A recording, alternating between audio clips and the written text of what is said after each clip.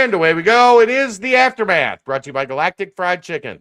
Right here on BearcatJournal.com. Go see our good friends at Galactic Fried Chicken.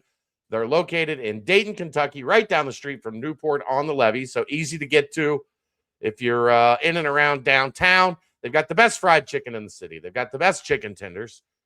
Love the chicken dunkers personally. French fries, coleslaw, fried pickles are out of this world. And the Galactic sauce, for my money, the best sauce in the tri-state. Let's get this show on the road, Aaron. No need to waste time. The people are excited for the Aftermath. We're going to give the people what they want. Cincinnati, 79. Number 2, Iowa State, 70. The signature win of the Wes Miller era. Some proof of concept for this team that has been close but struggled to get over the hump. And this time they did. They were able to get across the finish line, made plays down the stretch, made their free throws, did a couple dumb things. The Buck Harris missed dunk. There were a couple turnovers that allowed Iowa State to get a little close, but they took one hell of a flurry from Momcilovic, who just shot out of his mind in the second half. Unconscious. And they stood in the ring. They took Iowa State's best shot down the stretch and still able to gut out a 9-point win. And that was a big one. And like I said on Twitter, Aaron, more than anything, happy for the fans. There has not been... Good. That seems to be the overarching theme from everyone at this point. Look, I've talked about this before, especially home games, man. Nobody wants to go to a concert and walk back to their car after the concert like, well, that sucked. And that's what losses are. You went, you spent a bunch of money, and you were not entertained.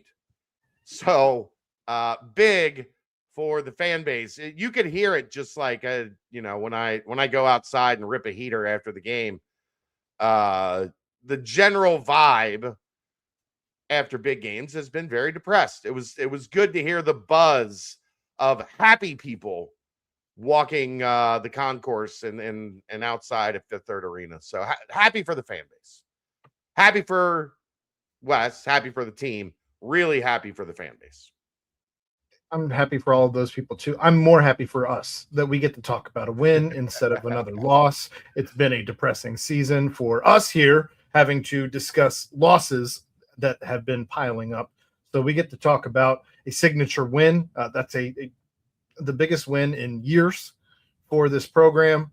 You like to see the bad guy get defeated. Right now, I'm considering Otzelberger a bad guy. He is proving himself to be the antagonist in this story, growing between the Bearcats and Iowa State. Last year, it was him taking the referees to a 2-minute discourse, unbeknownst to anybody else on either officiating or on either staff. So the Bearcats weren't really aware that he was taking the referees to task at halftime for 2 minutes. Today, he did it in front of everybody. It worked. You had way more free throws. You had way more fouls called against the Bearcats. And apparently you're just allowed to use your forearm to shove a guy 3 feet before every shot or every first step. Dude, have you ever seen anybody extend their forearm as much as Lipsy? That's all he does. And it was contagious. After everyone saw Lipsy doing it, the entire team started doing it. He did it all game, and that's why Buck Harris was in his head. That's why Otzelberger lost his mind, screaming at the officials, "That's what happens! That's what happens!" What are you talking about? What happens? You give a foul because your guy can't handle some pressure? Shut up! I was tired of it. Just the Otzelberger show. I'm over it. It's the one thing in terms of the officiating. It's the one thing that I hate the most. One team is allowed to play one way, and the other team isn't allowed to do Iowa State's defense is insanely physical. Physical. They bump and chuck and push, pressure you. Yeah. If you're going to let that go, then you can't call every touch foul on Cincinnati. You got but I will say this. You got called for hand checks again while you're just doing forearm push. I don't understand how are you supposed to guard them when you just have these forearm shoves the entire, like, just arm bars the entire game. It was crazy, absolutely crazy. I'm surprised Buck didn't, like, I will give a hat tip to the Bearcats for not losing their minds. I thought there was a couple times, especially with Buck Harris, that he was going to lose his mind and get teed up. Kudos to him for keeping his mind on the game and at the task at hand, because you made it to the finish line without losing your mind when you should have honestly probably lost your mind. Where I will give Cincinnati a lot of credit, there was a point, and I think I tweeted it at right around the under 8 timeout. It might have been the under 12, one of the two. Day had 3, Buck had 3, and like 5 other guys had 2. And it looked like one of those, like, man, Cincinnati's going to be like offense, defense, subbing, and just like trying to stay alive to get to the finish line. Mm-hmm. And Day got his 4th. Buck never picked up another one. And I don't think anybody else, like, nobody actually got into game-changing foul trouble after that point. They tightened it up. They didn't foul. They played sound defense. So a lot of credit to the guys there for understanding this is how they're calling it against us. Like, that's one of the things. Bad officiating is going to happen, especially in this league. You have to adjust. If they're going to, they're calling us for every touch foul. We're going to have to play hands off. We're going to have to be a little less aggressive, but we're going to have to be sound. And outside, I mean, what? Momcilovic made 8 threes, 7 threes, and 7 threes in the second half. I think 4 of them were well guarded and just didn't matter. To give you an idea, you finish 18-14 in personal fouls, and that's with tacking on some late ones for Iowa State trying to stay in the game. The discrepancy that I was most upset with is 17 of 27 from the line for Iowa State. Cincinnati gets 9 of 12, and I think they got 6 there at the end. So you only had 6. You only had 6 free throws before that, and they were crazy. Playing downhill. Yeah, it's the discrepancy was crazy. It was absolutely bananas. At one point, I think I tweeted out, it was like 16-8 as far as the fouls discrepancy went. It was just, to your point, yes, you have to call it fair both ways. It didn't feel that way. I don't want to get wrapped up in the officiating of it all, but I think that it was a major discrepancy in the game where it was fun to watch for about 15 minutes. It was going fair both ways, and then all of a sudden, Otzelberger loses his mind, and we can't do that. Can't do that. Garbage. I mean, I like TJ. I think he's a really good coach, but it's a little much, man. Like, he talks to the officials more than he talks to his family. Yeah, well, it is what it is. I mean, it's not as if we haven't seen this our whole lives. We saw Phil Jackson was the guru at it, and he probably was the one who got this whole thing started to begin with. So it is what it is. Again, just happy to see the bad guy lose. Credit to this team down the stretch. I mean, with Momcilovic shooting like that, this very easily could have been a loss. Like, very easily could have gone the wrong way for Cincinnati. Jizzle made a great shot. Still, Jizzle and Day both with 17-footers late in the game. All day. Cashed both of them. Well, but I'm talking about at the end, they cashed both of them. They made all their free throws. I think they had 2 turnovers in that couple-minute stretch there from the under 8 to the under 4. But then didn't turn it over down the stretch. Hunter, what's up, baby? Let's go. 110% effort for 40 minutes, and we get the biggest win in the Wes Miller era. I'm going to overreact, and no one can stop me. I love it. Hunter, are you still on deployment? Are we still entertaining you while you're on deployment? Just curious. Either way, thank you. Yeah, I mean, really, I thought they did a great job on Jefferson, especially Baba, really using his length to frustrate him. He got 16, but boy, he had to work. 4 of 12 from the floor.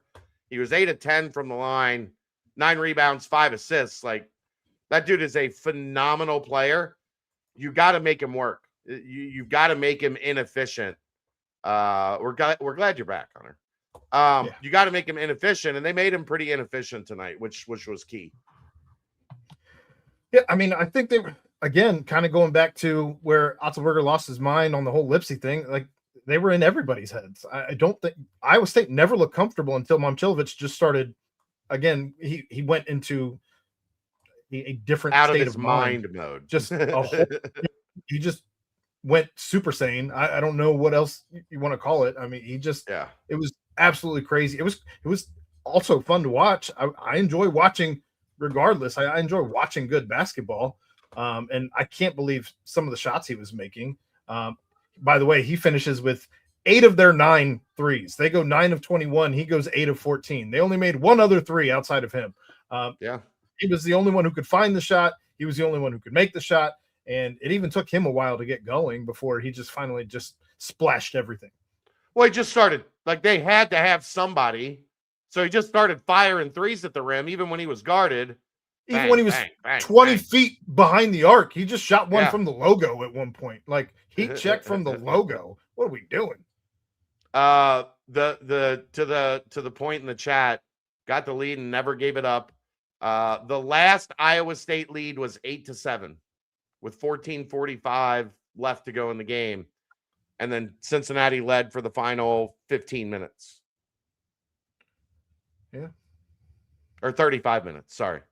Well, they tied it at one point, didn't they? Well, yeah, but I mean, in a sense, they never gave up the lead over the final 35 minutes. And I do think it was only tied once from there, because that's when Celestine got hot and hit what the a day for him. threes. Yeah, I mean, he cooled off, but the fast break 3, top of the key.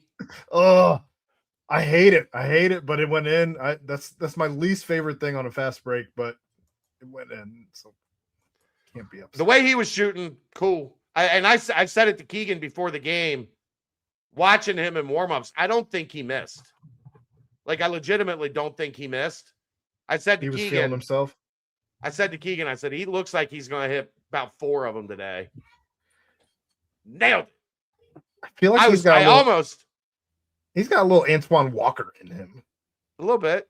I almost didn't have to pay Keegan for the rest of 2026 because I had Baba hitting 2 threes on the day. He made one, and then he had one in the second half that bloop and popped out. I was like, almost got free Keegan for 2026. You did see how much frustration he had in that 3. Just finally, just throwing his hands up into the air, thanking God, thanking whatever God you believe in, the basketball gods, real God, whatever. How big was Tillery? 5'8", maybe 5'9"? You're dumb. He played. I mean, we'll get to him, but in those, there were some important minutes there where Day was battling foul trouble. That you needed him to come in and play well, and I thought he came in and played well. Contributions from everybody tonight were outstanding. Even with Sean Abayev not getting a shot to fall of his 2, I thought that he was rebounding. He looked, again, just he was finding a good pass when you're just not making shots. Didn't waste a whole bunch of shots trying to find it. I thought McKinley played really great minutes down the stretch. I mean, it was just, I don't think anybody had a bad, you had to have a great game to be in this one, to win this one. And I think that it was a collective effort top to bottom. There's nobody tonight that I can look at and be like, you just really didn't do enough tonight. Is it Celestine or Celestine? Yes.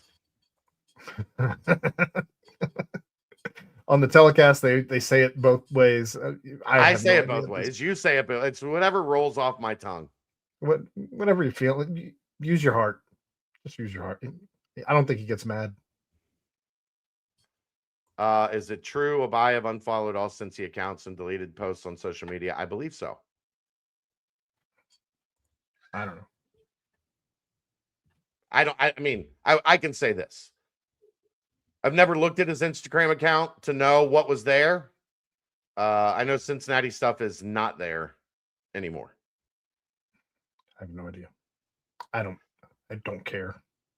How is it not a foul when the dude took McKinley to the ground? Great question. 6-1 in the game programs. That's hilarious that they list him at 6 with the hair. With lifts. Like there's no chance. Maybe 5'10.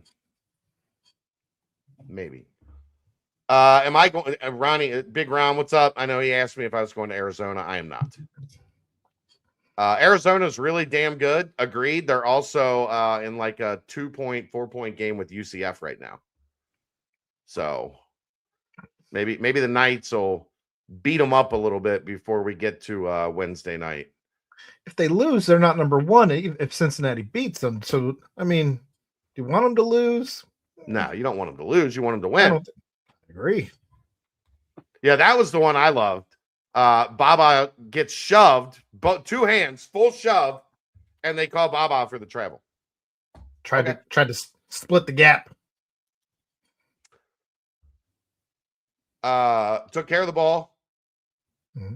against immense Iowa State pressure. Only turned it over 8 times. Yeah. That was massive. They out-rebounded Iowa State 39-32, including 15-11 on the offensive glass. So that was pretty big. Fast break points, Cincinnati 13, Iowa State 2. Points off turnovers, Cincinnati 20, Iowa State 10. This is what I was talking about with you Wednesday night, Aaron. When they can get out and run a little bit, it opens up everything. When you clog them up and you don't let them get in a rhythm in transition, this offense struggles. I mean, we've seen it the entire season. We saw it again tonight. When they can get out and run a little bit, then they start to feel a little bit better offensively, a little more cohesive offensively. I thought they did a really good job handling the Iowa State pressure. I mean, they're a monster to try to run your offense against. They blitz you. They jump the ball screen. They push you way back. And we have seen this. They had 27 turnovers 2 years ago? Something crazy? Something like that. Yeah. I thought that Baba Miller actually was the one who broke their defense. He destroyed their defense with the passes. His passes to the corner were outstanding. Finding the open man. When towards the end there, when he was making the pass to hit both Jizzle and Dede for those 18-footers that you talked about. I mean, just again, this team will go as Baba Miller goes. And tonight was another example of that because he cracked the code and kept this offense finding the open man, they weren't forcing a ton. You didn't end up at the end of shot clock an awful lot. You did a handful of times, maybe, where you had to just throw something up. But I just commend them. They really did their homework, and I didn't think they had a shot in hell. I was shocked. I didn't either. I thought it could be close. Like Iowa State's not playing. They're not playing as well as they were playing when they beat Purdue by 1,000 at Mackey Arena. Yeah. Like they were humming at that point in time. I noticed this with Otzelberger's teams. They will hit lulls, like multi-game lulls. And then he'll get it turned back on and they'll go on another run. They did it a couple times last year where they'd lose 2 or 3 in a row and then they get back on track. So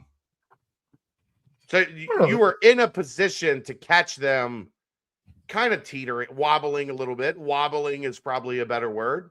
I won't say that they played a great game, but I don't know that I'm ready to say that they were in a lull. I think that Cincinnati was just simply the better team today. I agree. But Iowa State has kind of been their MO under Otz. They'll go on these 15, 16 game winning streaks, and then they'll have a 2 or 3 game blip, where teams will start to figure them out a little bit, defend them better, take them out. I thought Cincinnati took them out of what they really wanted to do. They made things really difficult for Lipsy and Jefferson, and they've only got 3 guys that really can beat you, and they made things really hard for 2 of them. Last year, we had heard murmurs about their locker room having major issues, so I think that was why they weren't paying guys what they promised them. Well, that usually will cause problems in the locker room. Maybe they had somebody who took down all the social media. Who knows? Bearcats went 13 of 18 from 2 in the second half. Yeah, they were great at the rim. They did a really good job in the paint today. 10 of 14 on layups, 0 of 2 on dunks. As much as I don't want to see him take another 3, he took 2 today. Buck Harris should also not try and dunk ever again. That was important points that you just gaffed. If he played the way he did today on Lipsy, I don't really care what else he does. Just lay it in. Just lay it in. You took the head of the snake. You took the head of the snake and you cut it off for Iowa State, and that was a huge factor in this game for Cincinnati. Anyway, UC wins without the return of Jizzle. Probably not this game because Wes mentioned this in the post game, and I fully agree.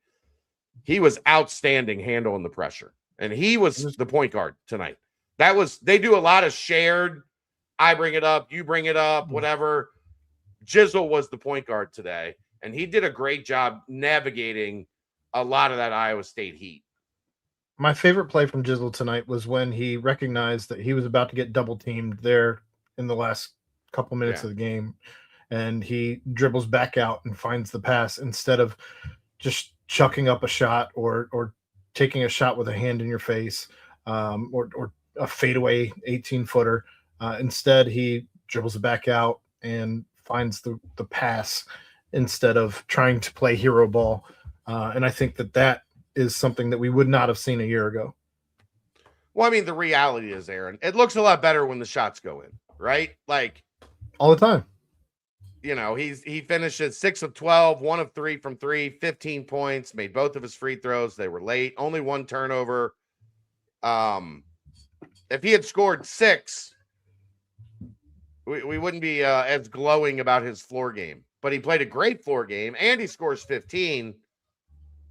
That's big progress for him. Absolutely. Does Abaya play at all when Kerr gets back? Yeah. Look, guys, I hate when we do this, Aaron. The guy's struggling. You know what? If you stick with him and maybe he's mad and frustrated, I get it. He's a 5-star. Played in the McDonald's All-American game. You're gonna be mad when you're gonna be upset when you're getting 5 minutes a game. He got 5 minutes tonight. You're gonna be mad. But guess what? If you stick with it, if you work with him, if you keep him engaged, you're probably going to need him at some point in time down the stretch where he's going to hit a 3. All of a sudden, I mean, he had a good night against Colorado where he's going to score 8, 10, 12 points in a game that you need him desperately. People give up on guys way too quick, man. Way too quick. I'm not ready to give up on him, but my question is, where are you getting Abayev minutes right now? Because I'm not taking a ton of minutes away from Celestine the way he played tonight. I thought this was his best game as a Bearcat. And now it looks like his back is pretty much as good as it's probably going to get. Yeah, better. Neil, he played 1 rotation in the first half, didn't play in the second half. But Tucker, he's young, man. He's young. He's frustrated. Seems like he's giving up on the team. You want me to name other guys that gave up on Cincinnati their freshman years? Eric Hicks, Kenya Martin, like the guys that we don't that it's not out in public that they quit during their freshman season because it wasn't going the way that they thought it would go. That's a long list. I was gonna say, didn't SK have the situation like that his freshman year? No, I mean he was at first he didn't want a red shirt when they went to him after they got Lance and they were like, hey, we want you to red shirt. He was like, I ain't red shirting. And then they talked to him and got him to, come back around, and the rest is history. But look, he's not playing well. He's frustrated. He's 18, 19 years old. Take a deep breath. Let it figure itself out. Let it figure itself out. You're going to need him at some point in time if he sticks around. Probably. What else you got? I don't know. I was going to say, I don't know that I have much else. Big win. SK just did rap videos with Lance. Get out of here, Ed. What are you doing? But yeah, he's also playing in the best conference in the country. Yeah, I don't think it's arguably. I think the Big 12 is inarguably the best conference in the country this year. I mean, you make a good point, Brendan. Fans said he's giving up on the program as if fans weren't trying to wear paper bags to games. Yeah, you're right. You're not wrong, Brendan.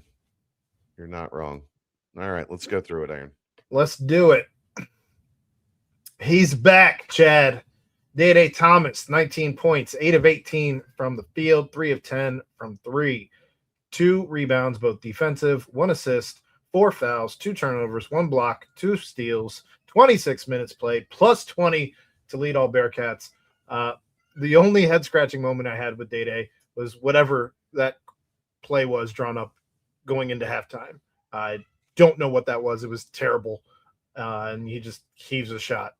But outside of that, he played an outstanding game, both offensively and defensively. Imagine how much better it even could have been without the foul trouble. Yeah, well, that's true. I mean, he only played 26 minutes and had an outstanding stat line. If he gets set up to 30, 32 minutes, like, you're talking about a 20-point game probably.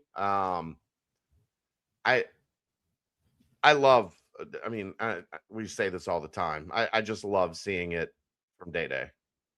I love seeing him in those big moments, step up, hit shots, go to the line, knock down free throws, be the kind of ultimate teammate that he is, and feel really good after the way that the start of this season went. You never want your last year to kind of look like this, right? You never want it to, you're going to leave with the fan base not remembering you the way that we remember Gary Clark or, name a bunch of guys, Jacob Evans, Troy Copain, Justin Jennifer, whatever. Day has been an incredible Bearcat, and good for him with the game kind of in the balance in the second half to step up and play the way that he did. After the Colorado game, we were begging for him to be more aggressive. We wanted to see him shoot more than Buck Harris. We wanted to see him shoot more than Jizzle. He did both those things tonight. He looked like the leader of this team outside of Baba Miller. And Baba didn't have a great night points-wise. He only finishes with 8. You don't win this game without Day Thomas being this version of Day Thomas. Absolutely not. So that is something I wanted to get to in the previous segment, and I forgot, Aaron. Only 13 points from Baba and Cham, and this offense still put up 79 without going to the free throw line. That they were incredibly efficient, even though your most effective guys, especially since Big 12 play has started. Kudos to Cincinnati. Iowa State obviously wanted to limit those guys, take those 2 guys away as much as possible. And the team still found a way to put points on the board without them being double-digit, heavy, contributors. So I thought that deserved a mention as well. Yeah, they used their space on the floor well. They made good Cham struggled making good passes, especially trying to find Baba. But Baba made outstanding passes all night. So, yeah.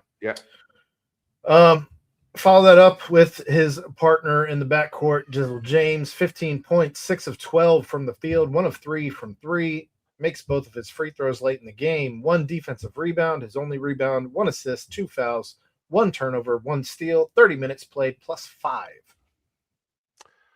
Like I said, the points were great. His floor game was even better.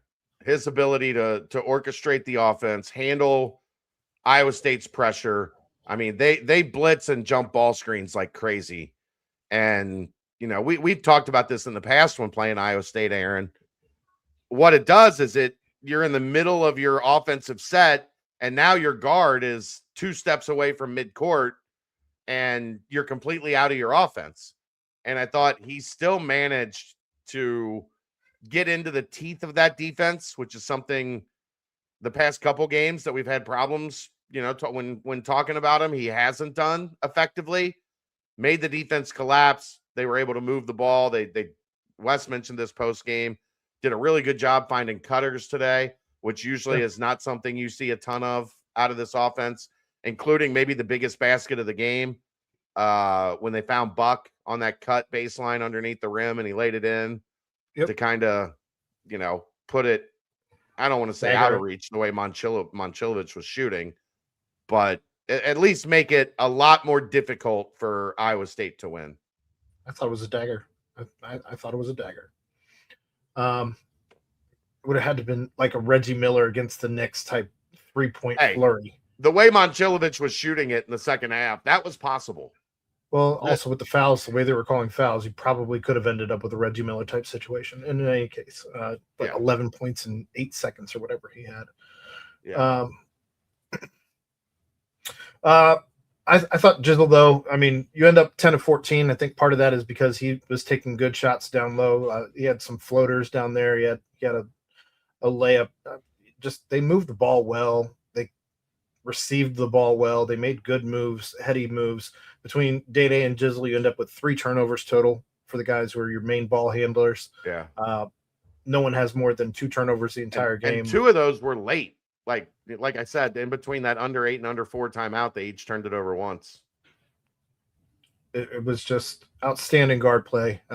You talked last game about Cincinnati not having better guards than Colorado's backcourt. I thought today they were the better guards. They definitely outplayed Lipsy and Toure. And look, Toure, whatever. I think it's Toure. That dude is a menace defensively. Like, well, he got to do the things that Buck Harris was doing early in the game, but then started getting called for after 15 minutes. Yeah. But he only had 4 points, and Lipsy only had 7. So James and Thomas combined for 34, and Toure and Lipsy combined for 11. And you're going to win a lot of games when your 2 starting guards are outscoring their 2 starting guards by what? 23 points? Well, it also helps when you go 14 of 30. That's decent numbers. Yes. Yeah. All right, keep it moving. 12 points for off the bench. Jalen Celestine, 4 of 10 from the field. All threes, 4 of 10. 1 offensive, 4 defensive, giving him 5 rebounds, 2 assists, 2 fouls, 26 minutes played, plus 14. Dude was feeling himself. Those 3 in the first half set the tone. Like that gave Cincinnati the momentum. Guys brought the crowd into it. Brought the crowd into it. Guys are playing with a little pep in their step. It wasn't the Colorado game, it just felt like everybody was waiting for the other shoe to drop, right? Like they had lost so many close games. Everybody was just kind of waiting for the late game, like theatrics. This game, it felt like, hey, we can knock off the number 2 team in the country. Like the arena was into it. The fans were energized. There wasn't that kind of lull. And that's human nature. When your team's playing well, they're playing a really good opponent, the arena gets louder. People get more into it. People want to stand up and yell and scream and cheer. And there weren't a lot of dead periods where it felt like the energy was gone. And I give a lot of credit to Celestine for that. Celestine, whatever. Pick one. I might just say both from now on so that I know that I'm always getting it right. It's fine. But yeah, I give him a lot of credit. Those 3 threes, especially the one on the fast break, the second one, top of the key, fast break. The defense sagged and he just bang. It was like, okay. I think that made it 13-8, something like that. And everybody was like, okay, got maybe have a little fun on this Saturday afternoon. If they don't beat Colorado, I don't think the arena is anywhere near as into it today as what they were. Probably not. Probably not. Regardless of what those threes were. But again, because you beat Colorado and you come into this game, you're down 4-0. And instead of letting Iowa State build that lead, Celestine starts playing out of his mind initially. Yeah. He came down to earth a little bit. He didn't go Momchilovich or anything, but he hit a big one in the second half as well. He did. But I like the guy a lot. I think he can play. 12 points, 5 12, 5, and 2. That's exactly what you need out of him. That's what we've talked about it all season. These are the kind of lines you want from him. Yes, again, just another guy, another feather in the cap, if you will, of why you end up upsetting the number 2 team in the country. Why you traded Dan Skillings for Jalen Celestine? Well, one's available and one's currently not. So, anywho, 12 for Buck Harris, 3 of 8 from the field. Stop shooting threes, 0 for 2, 6 of 8 from the line. Big free throws down the stretch for a guy who has had some struggles at the line this year. 1 offensive, 3 defensive, giving him 4 rebounds, 2 assists, 3 fouls, 1 block, 2 steals, 20 minutes played, -4, and 1 stern talking to from the official crew. He's a little spicy. He gets a little crazy at times. Good. You needed that. Yes. But I mean, Cincinnati needs him defensively. The offensive stuff is a bonus. Look, he's gonna try to get to the rim and get fouled. He was getting those calls today. 6 of 8 from the line. Big from him, especially in the second half and down the stretch. And they need his energy. Mm-hmm. I would like for him to stop shooting threes the same as you would. You know, I very rarely am a proponent of guys not shooting threes when they're open. I could live without him shooting threes if there's nobody else on the floor. Like, everybody is over at their bench and there's nobody actively on the floor. I still think I'd be okay if he didn't shoot a 3.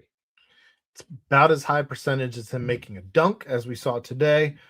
So lay it in without the 2 threes and the missed dunk. He would have been 3 of 5, and that looks a lot better. Or 4 of 6 if you make the layup instead. But I digress. His energy was great. He was really good on Lipsy. He was threw Lipsy off from the jump, and Lipsy never got back on track. That was all courtesy of Buck Harris. He made it, and I was really interested to see how they were going to do that because they're playing Momchilovich at the 3 a lot of the time, and that is a serious mismatch issue for Cincinnati. I thought we might see Buck on him, but I like that they went more with Buck on Lipsy just to keep that. I mean, a lot of the times, Aaron, if you watched as the game went on, they were having Toure bring the ball up the floor just to avoid that pressure that Harris was putting on Lipsy. And then when they came across half court, they would flip it to him. But Lipsy was a mess with Buck Harris on him. Like they were doing everything they could. They had guys coming up and kind of running soft screens, trying to just get the ball up court, doing literally whatever they could. So you didn't have this angry little chihuahua at your ankles, just waiting to break skin. Yep. So I thought Buck had a really good game. I agree. And he looked like one of the people who had the most fun celebrating the win. Agreed. 8 points for Baba Miller. 3 of 7 from the field, 1 of 3 from 3, 1 of 2 from the line, 5 offensive, 7 defensive, giving him 12 rebounds. He was 1 bucket away from another double-double. 4 assists in this one, 2 turnovers, 2 blocks, massive blocks by him tonight. It didn't even look like no one else on the court could have done what he did to get both of those blocks. 1 steal, 34 minutes played, +3. Rare for him, 5 offensive rebounds, 7 on the defensive end. He was still outstanding on the defensive end, but 5 offensive rebounds for his total of 12. His passing is what really has caught my eye of late. Like the cross court, the skip passes, the one to Day, I think in the corner was outstanding. Or was that Celestine? I think he hit both. I think he had both passes to both of those guys in the corner. I don't know if both of the shots went in, but I know Day's did. I don't know. I don't recall if Celestine's did when he made that pass or not. But just finding the guy in a play like that, like sometimes they fall, sometimes they don't. But that's the shot you want in that situation. And Iowa State is sending doubles. Like they're trying to get the ball out of his hand, and to have the wherewithal to use his height, know the double is coming, and then to deliver the pass where the defense is at its weakest on the opposite side in the corner. Just his basketball IQ is outstanding. He knows where the ball's coming off the rim for rebounds. Like he just has a great feel for how to play, for what's being asked of him, what the moment calls for. It wasn't scoring the ball today. It was on the glass. It was as a facilitator, and he excelled in those roles when the scoring stuff wasn't there for him. He should excel in those roles because he's played a lot of global ball. Yeah. He's seen a lot of different basketball, things that some of these guys haven't been exposed to. So you saw some of that come through today in some of the passes he was making. So, yeah, I'm with you. And he still gets it done on the glass. 5 offensive rebounds. That's fantastic. Usually he's the defensive guy, and he still led everybody with the defensive rebounds, but also led everyone with the offensive as well today. I mean, I think he gives opponents a lot of problems in trying to figure out how to keep him off the glass because you just can't do it. I mean, you saw the screens they were having to put on him when Momcilovic started losing his mind. They were all because Baba was on him, and they were screening the hell out of him to get Momcilovic free. Yeah. I'm not certain all of them were legal screens, but they were screens nonetheless. 5 points for Mustafa Cham, 2 of 5 from the field, 1 of 2 from 3, 4 offensive, 2 defensive, giving him 6 rebounds. And that is your second leading rebounder. That's where I want to see you, Mustafa Cham. His effort looked fantastic rebounding today, I thought. I thought 2 assists, 2 assists, 2 fouls, 2 turnovers, 1 steal, 22 minutes played, -8. And of those 6 rebounds, 4 of them were on the offensive end. Yeah. Well, even on the defensive stuff, I felt like more so than a lot of games, the effort was there. He wasn't necessarily coming up with the ball, but the effort was there. He's in and around the ball, and I don't feel like I've seen that. And I was thinking about this the other night after I kind of went off about him with his 2 rebounds. Do you think they're asking him to be more of a shot disruptor, and that's what's taking him out of the play to make rebounds? Some. I just think he's not a great individual defender. So I think he's having to spend a lot more time defending his guy than he is focusing on the rebound. Boxing out, like being in good rebounding position when the shot goes up. We know he's athletic, and we know what he can do as far as blocking shots and things of that nature. I just wonder how hard it is for him to try and be the shot disruptor for things that are coming downhill, and then to get back on the floor, turn around, get yourself in position to get the rebound if you've been trying to disrupt a shot. So maybe I've been a little overly critical on him, if that is the case. I don't think he chases, if you compare him to Aziz, I don't think he chases down weak side blocks as much as Aziz did. Okay. I think Aziz loved like just standing there and trying to hunt weak side blocks. I don't think Cham moves as well as Aziz does or did. So In Aziz small is a little space. bit more laterally. I think that's the other thing, Aaron. Like one of the reasons Baba is so great is his ability to rebound out of area. Like anywhere. We've seen Baba go get rebounds from anywhere. His catch radius is outstanding. Cham, it's a lot of like, did it come near him? If it was in his vicinity, he's an okay rebounder. When it's not in his vicinity, he's not going to get it. Well, and I guess that's where I'm getting at is if he's there to be a disruptor down low, if you're not positioning yourself on the weak side, then you're not going to come up with a ton of rebounds because you're there for a different purpose. So I just want to make sure that if I am being critical, my critical is warranted as opposed to just me spouting off. Most of the time, your criticism's unfair at times. Cham needs to be a better rebounder. Like there's nothing that is happening that should put him in a position where he gets 2 rebounds in a game. He should always, because of his size, have 5 rebounds. Like 5 balls should come to him. That should be an average, yes. Yeah. What's his average right now? Before this game, he was at 6.4. Yeah. I'm a little surprised by that. He must have had a big. Yeah, but it's some games with 9, some games with 3. I was going to say, there must have been some big games in non-con that have slipped my mind. Yeah.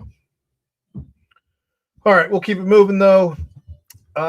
We will go to Tyler McKinley. 4 points, 2 of 3 from the field. 2 offensive, 1 defensive, giving him 3 rebounds, 1 foul, 17 minutes played, plus 17 in those 17 minutes. He did a great job as the game wore on and Cincinnati started to pull away a little bit. Iowa State, I guess they kind of have to because they don't have a lot of depth as it is. I think they're much better when Jefferson plays small ball 5. They did that late in the game, and Cincinnati switched to McKinley to guard Jefferson because he's much more physically able to guard Jefferson than Cham is. So I asked Wes about it after the game, and he said it was just kind of a matchup thing, but that Tyler is coming a long way defensively. And I know some of their analytics will show that their best defensive unit includes Tyler McKinley at the 5. If he was not available for this game because of injury or something of that sort, I truly don't know if they win this game because I think Jefferson probably could have lit you up a little bit. And I don't know if the extended minutes that you would have had for Cham and Halvin Zella would have gotten the job done. Yeah. I mean, I thought Tyler did excellent, especially defensively. And if you looked, a lot of that time,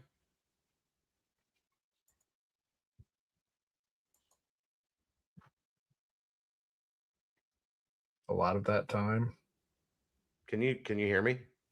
Your video has paused, but I can hear you. Yes. I don't know what just my entire screen went black for a second. I can hear you clicking around, and you are still framed. At least it's not a terrible still frame, at least. Okay. I don't know what. Now I'm flustered. Anyway, they asked Tyler to play a lot of minutes down the stretch of this game, which you find yourself in the closing lineup, you feel pretty good. Just put your there you go. There you go. I'm so confused as to what's happening.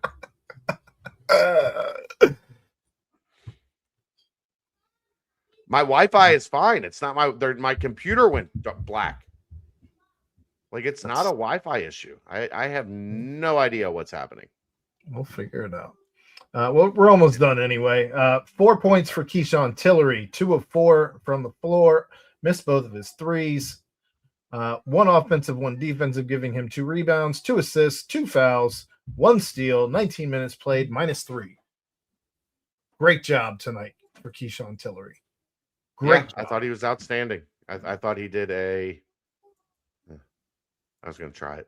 I thought he did a really good job in the minutes that he was asked to kind of get this thing, keep it on track. Like what you can't have in those situations, Aaron, where Day-Day's dealing with foul trouble or Jizzle needs a breather or whatever. You can't have that guy come off the bench and all of a sudden the other team goes on a 6-0 run, 7-0 run. I think it feels like as his minutes continue to increase, his level of play continues to increase, right, Hunter? He's risen to the occasion. He's getting more and more comfortable every time out, and that is a good thing for the Bearcats. I love how he plays. The 4 points that he made were not easy points either. No. That was him just finding lanes. I thought for a second, I thought that he actually broke that guy's ankle. And he was not going to be able to come back into the game. He definitely did twist the guy's ankle, who went down and could not come back for several minutes. But that was all courtesy of a nice little crossover by Keyshawn. And he worked for his 4 points tonight. Nice job tonight. Yeah. Did really, really well. Last but not least, Sean Abayev, no points, 0 for 2, all threes. 2 defensive rebounds, 1 assist, 2 fouls, 5 minutes played, +1. Really good assist. I mean, I think we all agree, like he needs to kind of relish that playmaker role a little bit more. No, he doesn't remind me of Troy at all, Hunter. At all. Not even a little bit does he remind me of Troy. He's not talking about Abayev. He's talking about Tillery. He's talking about Tillery, I know. Yeah. But Tillery does not remind me. He's 6 inches shorter. He's a great defender. Troy was not a great defender.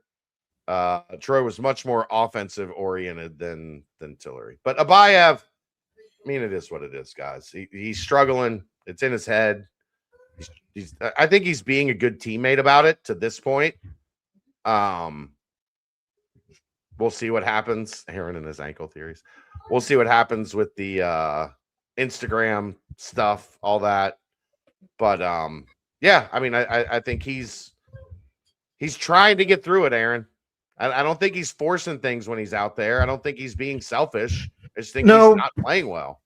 You kind of got back into the trying to get your 3 free throws again tonight from Sean Abayev, where the fadeaway threes, which I know you're just trying to find your rhythm, but the officials have seen it at this point. You're not catching anybody.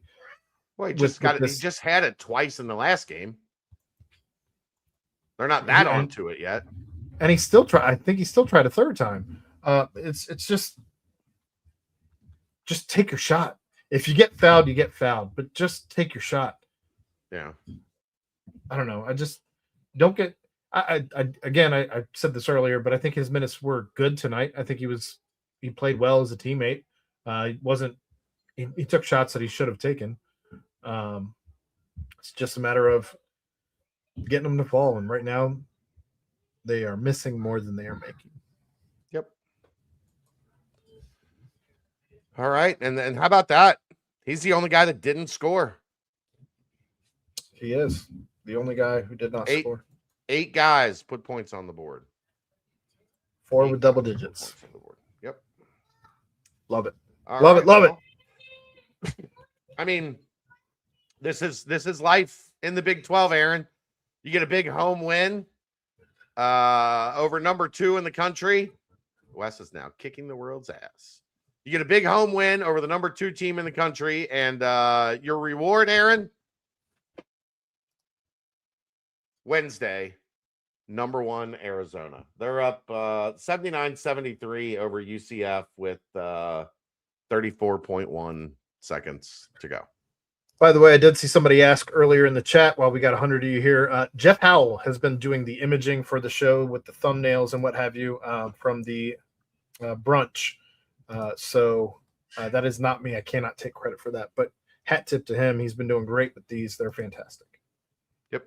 Thank you, Jeffrey.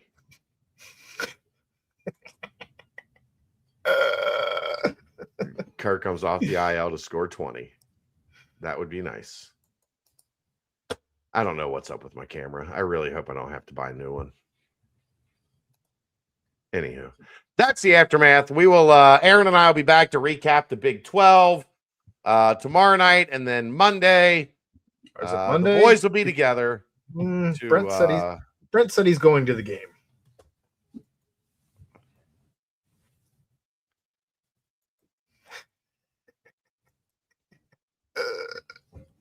That's the aftermath. Brought to you by Galactic Fried Chicken. Right here on BearcatJournal.com. See ya.